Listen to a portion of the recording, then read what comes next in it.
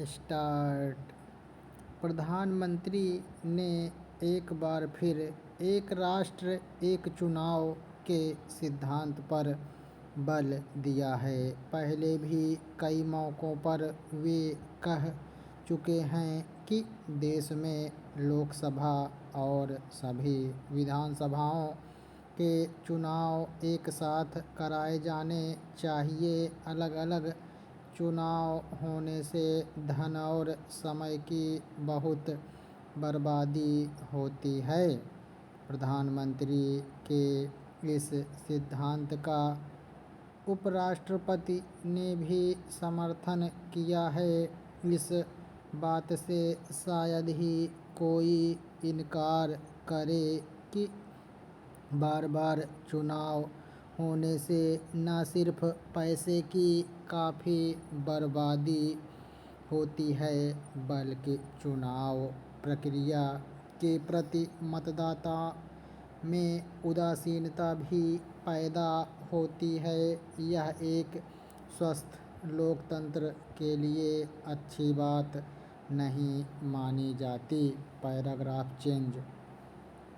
प्रधानमंत्री ने इस बिंदु का विशेष रूप से उल्लेख किया कि बहुत सारे पढ़े लिखे शहरी मतदाता मतदान में उत्साह के साथ हिस्सा नहीं लेते। पिछले कुछ सालों से स्थिति कुछ ऐसी बन गई है कि हर साल कहीं ना कहीं चुनाव होते हैं। इस तरह देश में हर समय चुनाव का माहौल बना रहता है। जिन राज्यों और केंद्र में एक ही पार्टी की सरकारें हैं या कहीं वह प्रतिपक्षी दल के रूप में हैं, वहाँ जब विधानसभा के चुनाव होते हैं तो केंद्र सरकार भी सक्रिय नज़र आती है। उसी के अनुसार कई बार फैसले भी करती देखी जाती है। इसी तरह राज्य सरकारें भी लोकसभा चुनाव के समय अपने दल को ध्यान में रखकर सरकारी तंत्र का उपयोग करती हैं। यह अब जैसे स्वीकृत परंपरा का रूप ले चुका है। Paragraph change. लोकतंत्र में चुनाव की अवधि तय होती है। हमारे संविधान में चुनाव को लेकर बहुत स्पष्ट प्रावधान हैं।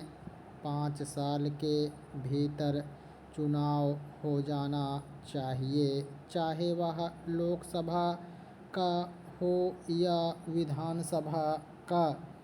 आज़ादी के शुरुआती कुछ सालों में लोकसभा और विधानसभा के चुनाव एक साथ कराए जाते थे। इससे राजनीतिक दलों को भी फायदा होता था और सरकारी अमले और मतदाता को भी बार बार चुनाव की गहमागहमी से निजात मिलती थी।